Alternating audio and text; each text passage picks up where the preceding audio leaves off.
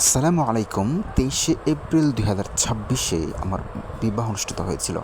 এই বিবাহ অনুষ্ঠানের একটি ভিডিও আমার শ্রদ্ধেয় বড় ভাই পাঠিয়েছেন আমার মেসেঞ্জারে। তো ভিডিওটি দেখে আমি অত্যন্ত খুশি হয়েছি এবং আবেগ আপ্লুত হয়েছি, কারণ এটি একটি হিস্টোরিক্যাল ভিডিও।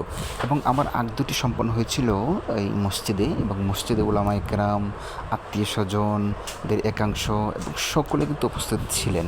এবং অবশ্যই এটা যখন ভিডিওটি আমার কাছে আসে, তখন আমি যখন দেখি বারবার, তখন আমার কাছে অত্যন্ত ভালো লাগে, কারণ এটা ইতিহাসে স্মরণীয় হয়ে থাকবে। এবং উলামায়ে কেরামদের একাংশ ছিলেন, এবং আমার আহলিয়ার যে উস্তাদজি উনিও ছিলেন। উনি কিন্তু আমার এই অনুষ্ঠানের আগদটি পড়েছিলেন।